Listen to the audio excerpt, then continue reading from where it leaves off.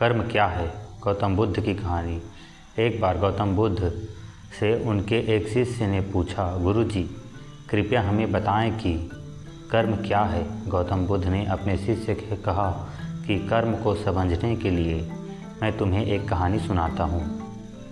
इस कहानी से तुम समझ जाओगे कि कर्म क्या है। बुलंदशहर का राजा घोड़े पर बैठकर अपने राज्य का भ्रमण कर रहा था। चारों तरफ भ्रमण करने के बाद वह एक दुकान के सामने आकर रुक गया।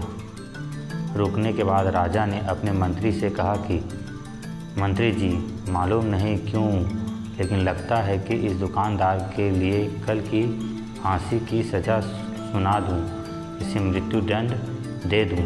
मंत्री राजा से इसका कारण पूछा।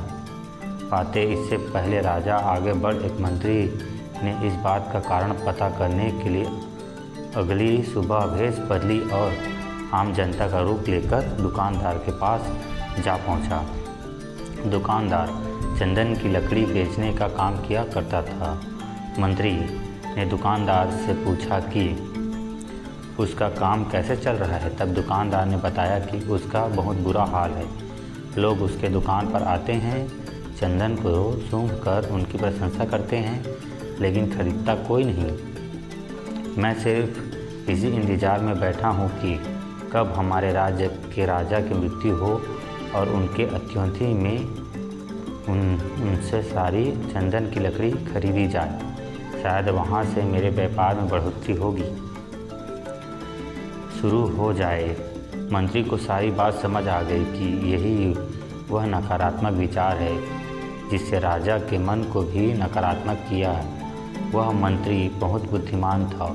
उसने सोचा कि मैं आपसे थोड़ी चंदन की लकड़ियाँ खरीदना चाहता हूँ। यह सुनकर दुकानदार भी खुश हुआ और उसने सोचा कि चलो कुछ तो बिका। उसने चंदन की लकड़ी को कागज़ में लपेटा और अच्छी तरह पैकिंग करने पर लकड़ी मंत्री को दी।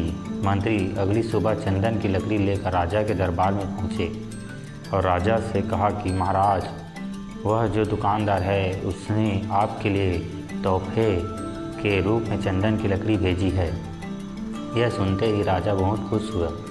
मन ही मन सोचने लगे कि बेकार में उस दुकानदार के बारे में गलत बातें सोचा करता था। उसने चंदन की लकड़ी को हाथ में लिया। उसमें बहुत ही अच्छी सुगंध आ रही थी। राजा इससे बहुत ही खुश हुए और उसने दुकानदार के लिए मंत्री के हाथों सोने के सिक्के भिजवाए। उसी आम जनता का रूप लेकर मंत्री अगले दिन सोने के सिक्के के साथ दुकानदार के पास पहुंचा। दुकानदार बहुत खुश हुआ और उसने सोचा कि मैं राजा के लिए कितनी गलत बातें सोचा करता था। राजा तो बड़े ही दयालु हैं। ये कहानी जब खत्म हुई तब गौतम बुद्ध ने अपने शिष्य से पूछा कि अब बात बताएं कि कर्म क्या है। शिष्यों ने उत्तर देते हुए कहा कि शब्द ही हमारे कर्म हैं। हम जो काम कर रहे हैं वही हमारे कर्म हैं।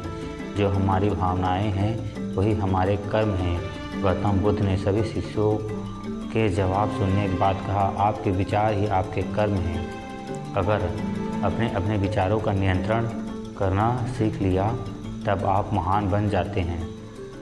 जब आप अच्छा सोचते हैं तब आपके साथ अच्छा होता भी है। आपके विचार ही आपको अच्छा या बुरा बनाते हैं। गौतम बुद्ध की कहानी आप लोगों को कैसी लगी दोस्तों? एक लाइक करें। धन्यवाद।